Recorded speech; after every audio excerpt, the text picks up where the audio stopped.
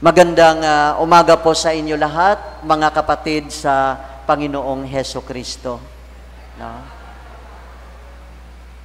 Ang pagbasa ngayon ay tungkol kay Jesus, na siya ang liwanag ng sanlibutan.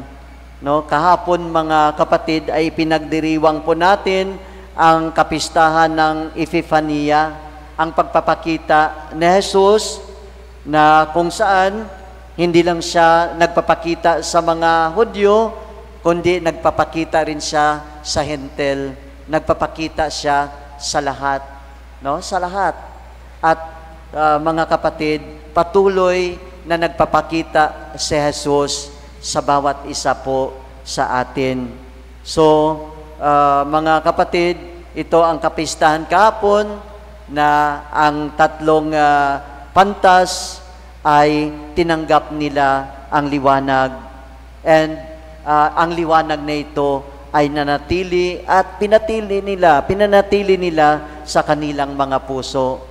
Ngayong Ebanghelyo, mga kapatid, ay nakikita din natin, no? The same light na lumiliwanag sa atin, no?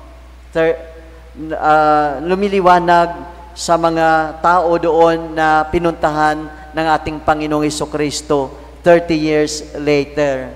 No? Ganun pa rin ang Epifania.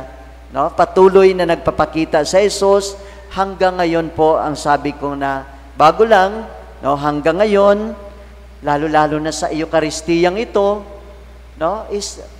Ay nandito si Jesus.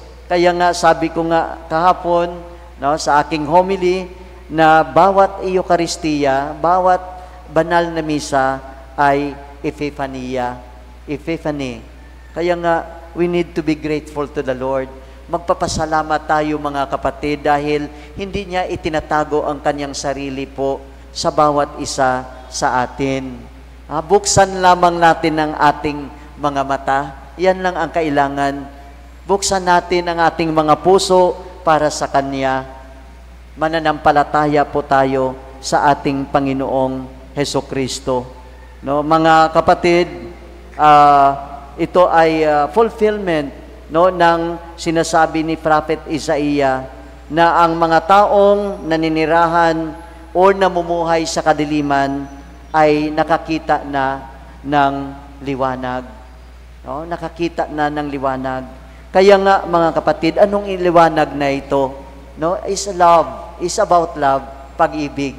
No, yung mga nasa kadiliman ay nakita nila ang pag-ibig. So gaano ka ganda, no? It's really beautiful, no, na kapag itong pag-ibig na ito ay mararanasan po natin. Pero mga kapatid, mararanasan lamang natin itong liwanag, itong pag-ibig na ibinigay sa atin ng ating Panginoong Jesucristo kung tayo ay mananatili sa kababaang loob. No? Sa kababaang loob. Hindi tayo makakita kung ang ating puso ay punong-puno ng pride, no? Ng kayabangan. No? Mananatili tayo sa kadiliman.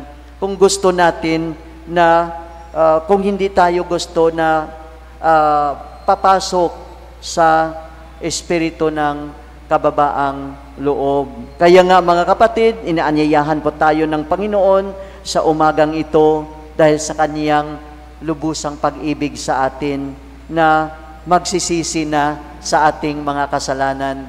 Repent, the kingdom of heaven is at hand. At sino yung kaharian na ito? No, siya mismo ang ating Panginoong Heso Kristo. Mga kapatid, no, inaanyayahan rin po tayo ng Panginoon na magiging liwanag po sa bawat isa, no, sa ating kapwa. Yung liwanag na natanggap natin sa umagang ito, sa Eukaristiyang ito, walang iba kundi ang ating Panginoong Jesucristo, ay dalhin natin sa iba. Ayun ang ginawa ni Jesus. No? Siya ay lumalabas no? Upang magbigay ng liwanag, no? Ibigay ang kanyang sarili, ang kanyang pag-ibig na liliwanag sa mga taong nagdurusa. Hindi lamang sakit na physical, lalong-lalo na ang sakit na spiritual na mula sa diablo, mula sa prinsipe ng kadiliman. No? Ito ay maipagagaling ng ating Panginoong Hesukristo. Kaya nga, mga kapatid, no, papasok tayo sa Eukaristiyang ito na mayroong punong-puno ng kagalakan dahil si Kristo ay kasama po natin, ang liwanag ng ating buhay. Amen.